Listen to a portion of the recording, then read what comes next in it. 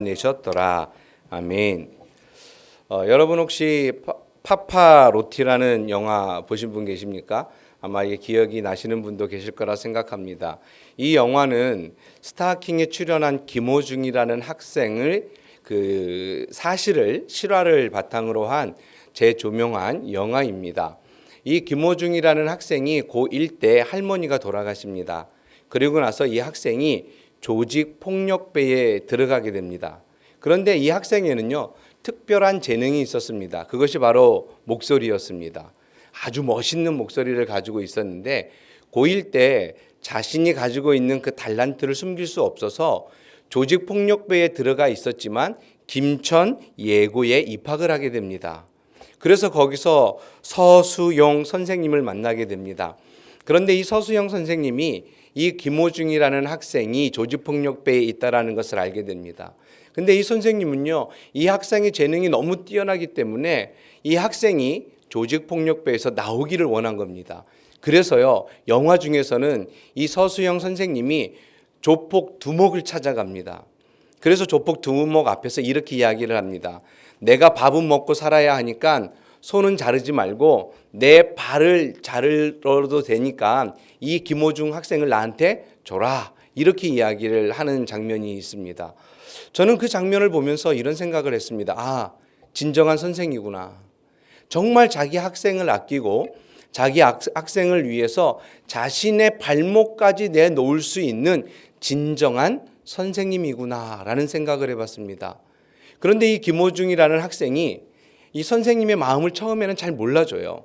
그래서 계속 저녁에는 조폭 일을 하고 낮에는 학교를 다니고 그럽니다. 그런데 결국 선생님의 마음을 알게 됩니다.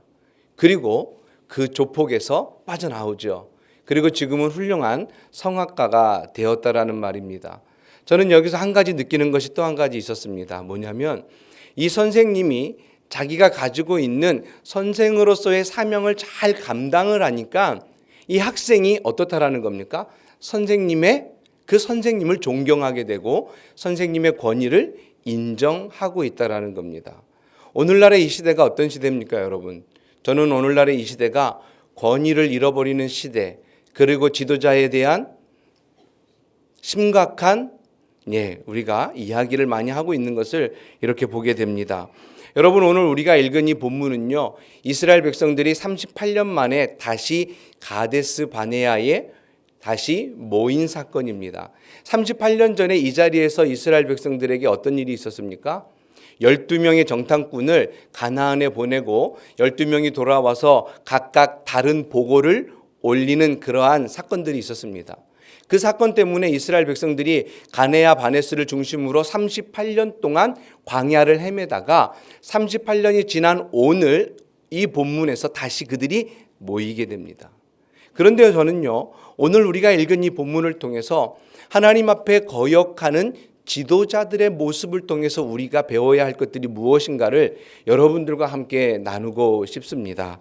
첫 번째는 바로 미리암의 반역입니다. 미리암이 리더십에 대한 도전을 하게 됩니다. 여러분, 오늘 1절에 보면 이렇게 시작을 합니다.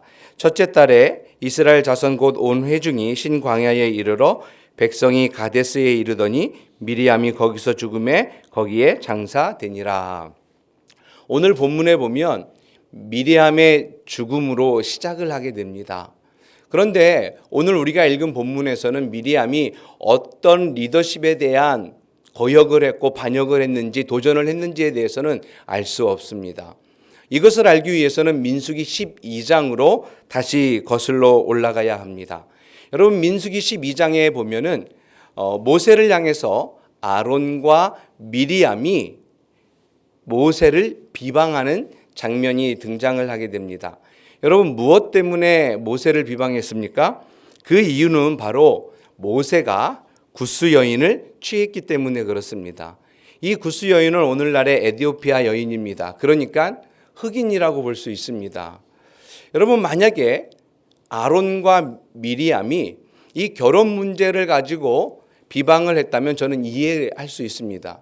만약에 저희 쌍둥이가 여기 둘이 다 앉아 있지만 쟤네들이 흑인 남자를 처음에 데려온다면 제가 좀 문화적 충격을 좀 받을 것 같은 생각이 좀 듭니다. 아빠로서. 자신들이 결국 좋아서 아빠 결혼하겠습니다라고 하면은 그때 가서는 제가 허락을 할 수 있을지 모르겠지만 처음에는 아빠 된 입장에서 아마 조금은 충격을 받지 않을까라는 생각을 해봅니다. 그러니까 결혼 문제를 가지고 모세를 향해서 비방했다면 여러분 어느 정도 이해를 할 수 있을 겁니다. 그래서 민수기 12장 1절에 보면 모세가 구스 여자를 취하였더니 모세를 비방하니라 이렇게 되어져 있습니다. 여러분 그런데요, 모세를 향한 비방은 이것이 근본적인 문제가 아니었다라는 것을 우리는 그 다음 절인 민수기 12장 2절에서 알 수 있습니다. 민수기 12장 2절에는 이렇게 말씀합니다. 그들이 이르되 여호와께서 모세와만 말씀하셨느냐 우리와도 말씀하지 아니하셨느냐 하매 여호와께서 이 말을 들으셨더라 이렇게 말하고 있습니다. 여러분 근본적인 문제를 2절에서 우리가 그 해답을 발견할 수 있습니다. 그것이 무엇일까요? 모세만 리더십을 가지고 있냐? 모세만 하나님이 부르신 지도자냐? 이 말이에요. 2절에 보면 정확하게 말씀하고 있지 않습니까? 여호와께서 모세와만 말씀하셨느냐? 이 말이 뭐예요? 여러분 미리암은 여선지자였습니다. 그렇기 때문에 하나님의 말씀을 대변할 수 있는 여인이었고 아론은 대제사장으로서 하나님의 음성을 직접 들었던 사람입니다. 그렇기 때문에 아론과 미리암이 생각하고 있는 건 무엇입니까? 우리도 모세와 같은 동일한 리더십을 가지고 있다라고 지금 주장을 하며 하나님 앞에 불평하고 원망하고 있는 겁니다. 자, 그렇다면 우리가 생각해 보아야 할 것은 과연 하나님께서 모세와 그리고 아론, 미리암에게 동일한 리더십을 주셨을까요? 우리는 그 해답을 성경에서 찾아보아야 합니다. 출애굽기 4장 16절에 보면 이렇게 말씀합니다. 그가 너를 대신하여 백성에게 말할 것이니 그는 내 입을 대신할 것이요 너는 그에게 하나님같이 되리라. 하나님께서 모세를 부르셔서 이스라엘 백성들을 애굽에서 인도하는 지도자로 세우셨습니다. 근데 모세가 하나님에게 어떻게 말합니까? 하나님, 보낼 만한 자를 보내십시오. 이렇게 말하잖아요. 그때 하나님께서 모세에게 주신 말씀입니다. 너를 대신하여 하나님의 백성에게 말할 것이다. 누가요? 아론이. 그리고 아론은 내 입, 모세의 입을 대신할 것이요. 모세는 아론에게 하나님같이 되리라 이렇게 말씀합니다. 여러분 이 구절이 정확하게 말씀하고 있는 건 무엇입니까? 모세와 아론은 동일한 리더십을 하나님께서 허락하지 않았다라는 겁니다. 왜요? 아론에게 모세는 누구와 같습니까? 하나님과 같기 때문에 동일한 리더십을 허락한 것이 아닙니다. 그렇기 때문에 오늘 아론과 미리암이 자신들이 모세와 동일한 리더십을 가지고 있다라고 말하고 있는 것은 무엇일까요? 어디에서 온 걸까요? 바로 인간적인 오만과 교만에서 나온 것입니다. 여러분 이 결과가 어떤 것인 줄 아십니까? 이 결과는요. 미리암이 한센병에 걸리게 됩니다. 이건 무서운 하나님의 어떻게 보면 징계다라고 말할 수 있습니다. 여러분 그런데 동일하게 아론도 이렇게 주장했는데 왜 하나님께서 미리암에게만 한센병을 주셨을까요? 저는 그것을 두고 좀 고민을 많이 해봤습니다. 그래서 성경을 이렇게 좀 찾아보니까요. 오늘 본문 우리가 읽었던 12장 1절에 아론과 미리암이 모세를 비방했다라고 되는 이 마지막 동사인 비방하다라는 동사가요. 남성형도 아니고 중성도 아니고 여성으로 되어져 있습니다. 그리고 미리암이 아론보다 먼저 등장을 해요. 이름이. 이 히브리어 원어에서 가장 중요한 거는요. 중요한 것을 앞에다 두게 됩니다. 그러니까 이 모세를 향해서 비방하는 데 있어서 가장 주동했던 자가 누구라는 겁니까, 여러분? 우리가 이것을 보면 미리암이다라는 것을 알 수 있습니다. 그래서 하나님께서 미리암에게 모세를 향한 리더십에 도전한 미리암을 한센병에 걸리게 하게 되는 겁니다. 여러분 근데 모세가 어떻게 했을까요? 고소하다. 잘 됐네. 저거 죽으면 좋겠네라고 생각했을까요? 아니요. 그렇지 않습니다. 민수기 12장 13절에 보면 모세가 하나님 앞에 나아가 부르짖기 시작해요. 하나님, 낫게 해 주십시오.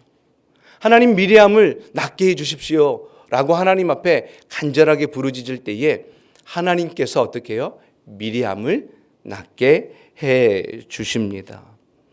여러분, 그렇다면 우리가 생각해 봐야 될 것이 있습니다. 성경은 권위를 부정하는 것인가? 그것이 아니라는 겁니다. 성경은 정확하게 권위는 인정합니다. 그러나 권위주의는 인정하지 않습니다. 여러분, 우리 부산 남교회를 생각해 보면 부산 남교회에서 최고 기관은 어디입니까? 당회입니다. 당회입니다. 그렇기 때문에 우리 부산 남교회 성도들은 당회가 결정하는 그 일을 어떻게 해요? 존중하고 따라야 할 책임이 있습니다. 여러분, 교회는요, 평등하지만 하나님께서 질서를 세워주셨습니다. 그렇죠? 담임 목사님 계시고 장로님 계시고 교육자들 다 평등합니다. 그러나 일에 있어서는 하나님께서 질서를 세워주셨기 때문에 그 질서를 따르지 않으면 그 공동체는 어떻게 될 수밖에 없습니까? 깨어질 수밖에 없습니다. 아랫사람이 윗사람과 우리가 평등하지 않기 때문에 윗사람을 따르는 것이 아니라 존중하고 하나님이 세우신 질서를 인정해야 하기 때문에 서로가 존중하고 서로를 인정할 수 있는 그러한 공동체가 되어야 합니다. 우리는 이것을 배워야 합니다. 단순하게 미리암이 모세를 향해서 자신도 동일한 리더십을 가지고 있었는데 그것 때문에 하나님께서 그들에게 벌을 주셨다. 비방했기 때문에 죄를 통해서 하나님께서 징계하셨다라고 우리가 생각하면 안 됩니다. 하나님은 분명하게 우리에게 질서를 주셨다라는 것을 기억하셔야 됩니다. 이 질서 안에서 교회가 잘 협력하고 하나님이 원하는 공동체와 교회를 만들어 가야 됨을 우리가 배울 수 있습니다. 두 번째로 우리가 생각해 보아야 할 것은 모세와 아론의 거역입니다. 여러분, 모세는 어떤 사람입니까? 민수기 12장 3절에 보면은요, 하나님께서 모세를 향해서 이렇게 말합니다. 온유함이 온 세상의 다른 사람들보다 더 한 사람이다. 이렇게 칭찬을 하십니다. 여러분, 그런데 모세가 정말 온유한 사람일까요? 아니라는 거예요. 모세는요, 히브리 사람을 때리는 애굽 사람을 쳐 죽이고 모래로 덮어버려요. 그리고 그 다음 날 히브리 사람이 싸우는 그 모습을 볼 때에 말리러 가잖아요. 화해시키러 가잖아요. 그때에 어떻게 합니까? 그 사람들이 너는 어저께 사람을 쳐서 죽여놓고 우리한테 화해하라고 이렇게 말을 합니다. 여러분, 우리가 그 모습을 보면은요, 모세는 선천적으로 온유한 사람이 아니라는 겁니다. 우리가 여기서 온유함이 무엇인가 한번 생각해 보아야 합니다. 여러분, 온유함이라는 것은요, 단순히 우리가 가지고 태어난 성품을 말하지 않습니다. 온유함이라는 것은 고난을 통하여 이루어진 경건한 자의 도덕적이고 영적인 상태를 가리키는 말입니다. 그러니까 고난을 통해서 하나님께서 우리에게 주신 말씀들을 순종하며 나아가는 그 모습, 그리고 우리가 하나님이 우리에게 주신 윤리적이고 말씀을 깨닫고 그것을 실천해 나아가는 그러한 상황 속에서 얻어지는 것이 온유함이다라고 말할 수 있습니다. 그런데 오늘 우리가 읽은 무리바 사건은 어떤가요? 모세가 정말 하나님 앞에 순종의 모습을 잃은 것을 우리가 보게 됩니다. 오늘 민수기 20장 8절에 보면 이렇게 말합니다. 지팡이를 가지고 내 형 아론과 함께 회중을 모으고 그들의 목전에서 너희는 반석에서 명령하여 물을 내라 하라. 내가 그 반석이 물을 내게 하여 회중과 그들의 짐승에게 마시게 할지니라. 하나님께서 이렇게 말씀하셨습니다. 여러분, 그 무리바 사건, 하나님께서 물을 내시게 하는 방법이 무엇이었습니까? 명령이었어요. 명령. 말하는 거였어요. 그런데 모세는 어떻게 반석에게 물을 내기 위해서 행동을 취합니까? 11절에 보면 반석을 2번 치게 됩니다. 여러분, 그러니까 우리가 여기서 발견할 수 있는 것은 무엇이에요? 하나님의 명령을 변형해서 실행하는 모세의 모습을 보게 됩니다. 여러분, 그러니까 우리가 일상에서 살아가는 모습에서 우리에게 맞춰서 말씀을 해석하고 우리의 상황에 맞춰서 말씀을 적용하는 그것이 과연 옳은 것인가 라는 생각을 우리가 해 보아야 합니다. 하나님은 철저하게 하나님의 방법으로 당신의 백성들을 이끌어 갑니다. 하나님은 결코 시건하지 아니하시는 분이고 하나님은 그 말씀하신 것을 곧 이루시는 분이라는 것을 우리는 기억해야 합니다. 그렇기 때문에 하나님이 우리에게 명령하신 거라면 그것을 변형하여 우리가 그것을 실천하는 사람이 아니라 하나님이 명령하신 그대로 우리는 그 말씀을 받고 그대로 실천하며 살아갈 때에 하나님께서 우리에게 더 큰 은혜와 능력을 주실 줄 믿습니다. 모세가요, 하나님의 그 말씀을 받고도 변형해서 실천했는데 하나님은 어떤 은혜를 주십니까? 그럼에도 불구하고 샘물에서 반석을 내십니다. 하나님은 너무나 놀라우신 분이에요. 하나님은 우리에게 사랑을 베푸시려고 이미 언약으로 약속으로 주신 분이에요. 그러니까 하나님께서 이스라엘 백성들을 400년 동안 애굽에서 살게 하시고 내가 400년 후에 너희를 가나안으로 인도하시겠다라고 하나님의 약속이 그들에게 주어졌기 때문에 하나님은 그 걸어가는 그 길 위에서 하나님께서 모든 것을 다 준비하시고 하나님이 원하시는 방법으로 그들을 이끌어가는 거예요. 그러니까 무리바 이 가네스 바데야에 도착했을 때에 하나님께서 준비하신 것은 뭐예요?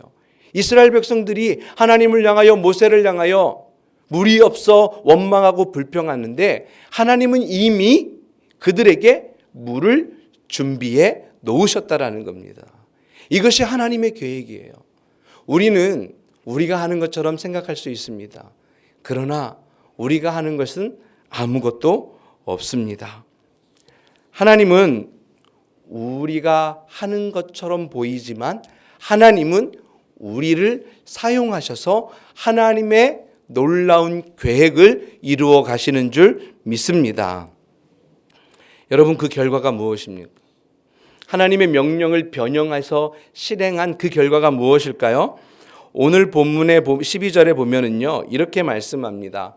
12절 마지막에 보면 그 하나님께서 주신 가나안 땅으로 그들이 들어가지 못합니다.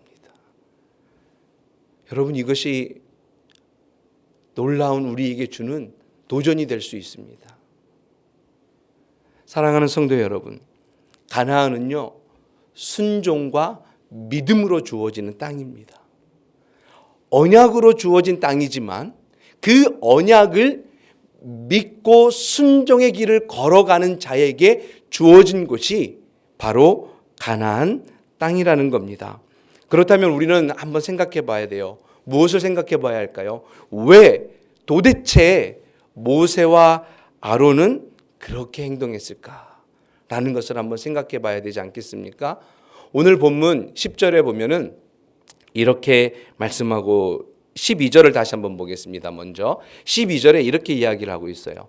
여호와께서 모세와 아론에게 이르시되 너희가 나를 믿지 아니하고 이스라엘 자손의 목전에서 내 거룩함을 나타내지 아니한 고로 너희는 이 회중을 내가 그들에게 준 땅으로 인도하여 드리지 못하리라 하시니라. 모세와 아론이 왜 그렇게 했을까요? 여러분 보세요. 하나님께서 말씀하시기를 나를 믿지 아니하였다.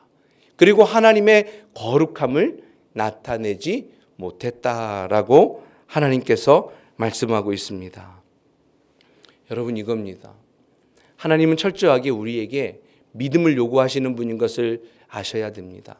하나님은 철저하게 우리가 순종하기를 원하십니다. 그런데 우리는요 착각하는 것이 한 가지 있습니다.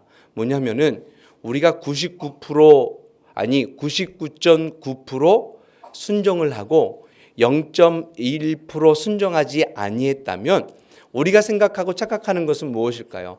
나는 하나님 앞에 좀 완벽하게 어느 정도 순종을 했다라고 생각할 수 있습니다. 그러나 하나님 편에서는 어떨까요?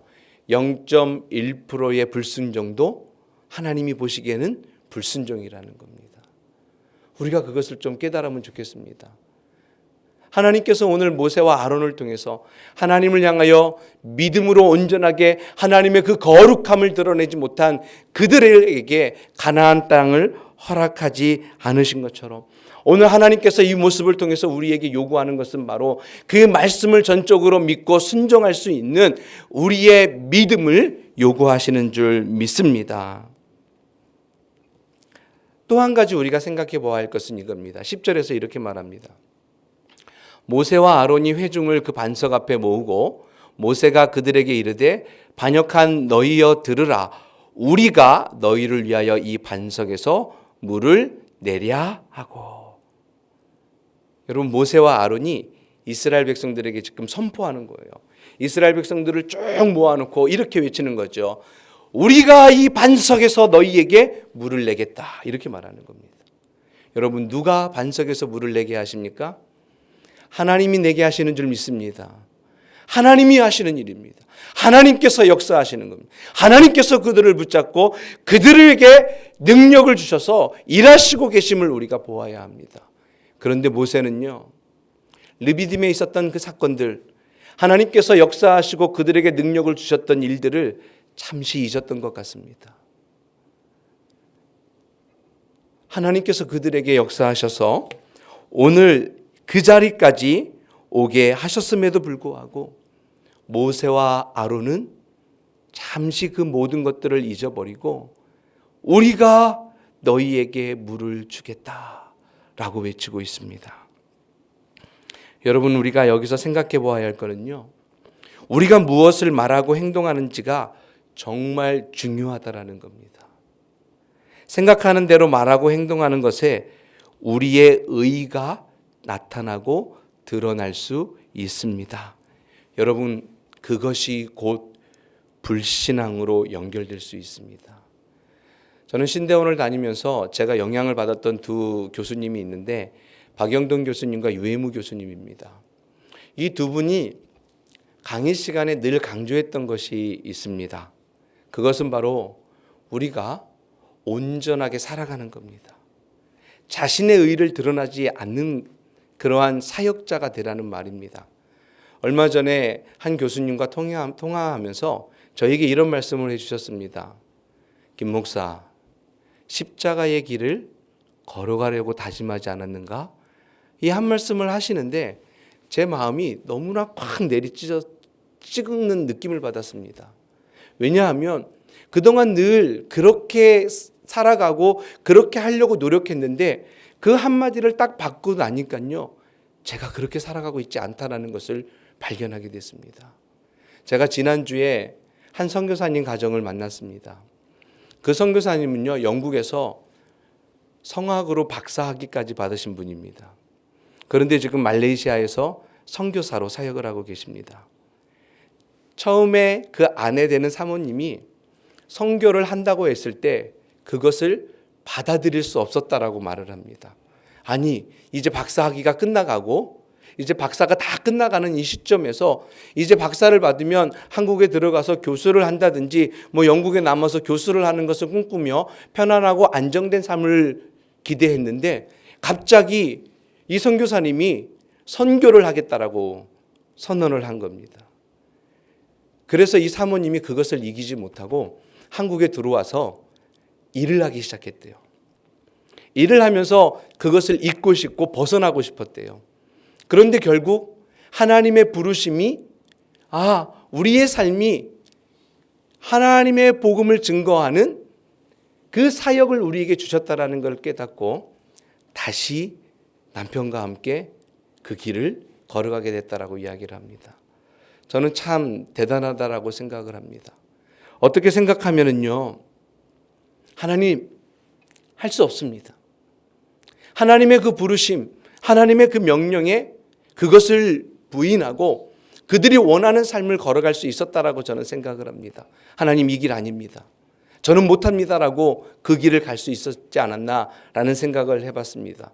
그러나 그들은 하나님의 부르심에 대해서 전적으로 순종하며 그 길을 가고 있습니다. 저는 그 모습을 보면서 정말 마음이 정말 좋았습니다.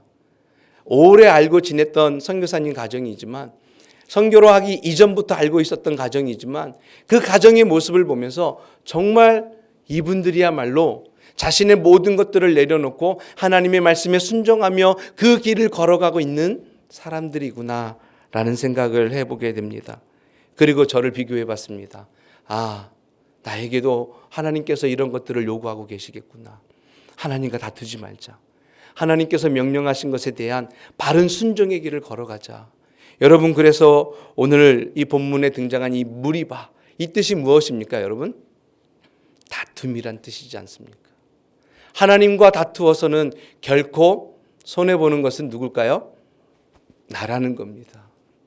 하나님이 주어진, 하나님께서 우리에게 부르심에 그 반응하며 순종할 때에 하나님께서 우리를 향한 준비되고 예비된 길이 우리가 정말 편하게 걸어갈 수 있다라고 저는 생각을 합니다. 사랑하는 성도 여러분, 그것이 하나님께서 우리에게 요구하는 것이 아니겠습니까? 하나님이 주신 이 명령과 말씀 앞에 온전히 순종할 수 있는 여러분 되시기를 주님의 이름으로 간절히 축복합니다. 그렇다면 마지막으로 한번 생각해 볼 거는요, 우리는 어떻다라는 겁니까? 여러분은 어떠십니까? 여러분은 하나님의 말씀에 순종하고 계십니까? 아니면 모세와 아론처럼 하나님의 그 말씀을 변형하여 나에게 맞는 것처럼 생각하고 그것에 반응하며 살아가고 계십니까? 저는 여러분들이 하나님 앞에서도 순종하고 하나님 앞에서도 거역이 아닌 믿음으로 온전한 길을 걸어가는 여러분이 되기를 간절히 소원합니다. 여러분, 우리가 이렇게 뒤돌아보면은 우리의 언어 속에 많은 불순종과 거역과 반역들이 있는 것 같습니다. 때로는 교회를 향해서 비방하기도 하고, 담임 목사님을 향해서, 부교역자를 향해서, 때로는 장로님들을 향해서, 아니면 다른 성도들을 향해서 비방하고 손가락질하는 거 참 많은 것 같습니다. 저도 그런 것 같아요. 그런데 여러분, 이런 말이 있습니다. 자식은 부모 앞에서 배우는 것이 아니라 부모의 뒷모습에서 배운다. 이런 말이 있습니다. 우리의 자녀들이 혹시 그런 것들을 보고 배우지 않을까요?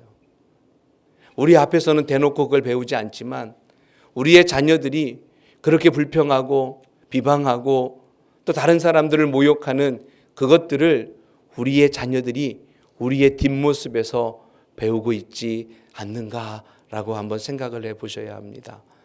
만약에 우리가 그런 모습을 가지고 삶을 살아가고 있다면 오늘 이 자리가 하나님 앞에 회개하는 자리가 되었으면 좋겠습니다. 또 더 나아가 우리가 존중의 본이 되어지고 순종의 모범이 되어지는 하나님 앞에 거룩함을 드러낼 수 있는 성도가 되어지기를 주님의 이름으로 간절히 소원합니다. 그때야 비로소 우리 교회가, 우리 사회가 거역의 문화, 파괴의 문화에서 순종의 문화로, 창조의 문화로 다시 바뀌게 될 줄 믿습니다. 히브리서 5장 8절에 보면 이렇게 말합니다. 그가 아들이시면서도 받으신 고난으로 순종함을 배웠다. 예수 그리스도가 하나님의 아들임에도 불구하고 고난을 통해서 이 땅에 오신 그것을 통해서 하나님 앞에 순종함을 배워갔다라고 말씀하고 있습니다. 여러분, 그래서 예수님의 마지막 기도 생각나십니까? 주님께서 이렇게 말씀하셨어요. 아버지, 정말 이 잔을 옮길 수 있다면 옮겨주십시오. 그러나 나의 뜻대로 하지 마시고 아버지 뜻대로 해주십시오. 무엇입니까, 여러분? 하나님 앞에 순종하겠다라는 거예요. 하나님이 원하시는 그 길로 가시겠다라고 기도하셨던 것처럼 우리에게도 때로는 고난, 우리에게도 때로는 정말 가기 싫은 그 길이 내 앞에 놓여져 있을지라도 하나님께서 그것을 원하신다면 오늘 마지막 예수님의 기도를 우리가 마음에 새기고 주님, 나의 뜻이 아닌 아버지의 뜻을 따라 그 길을 가겠습니다 라고 고백하며 순종하며 하나님 앞에 믿음으로 삶을 살아내는 여러분 모두가 되어지기를 간절히 소원합니다. 여러분은 하나님의 제자입니다. 여러분은 주님의 제자입니다. 사람의 제자가 아니기에 주님을 본으로 삼고 그 길을 따라갈 수 있는, 그래서 하나님께서 원하시는 참된 제자로 이 땅을 변화시킬 수 있는 거룩한 하나님의 능력 있는 성도로 살아가는 여러분 모두가 되어지기를 주님의 이름으로 간절히 축복합니다.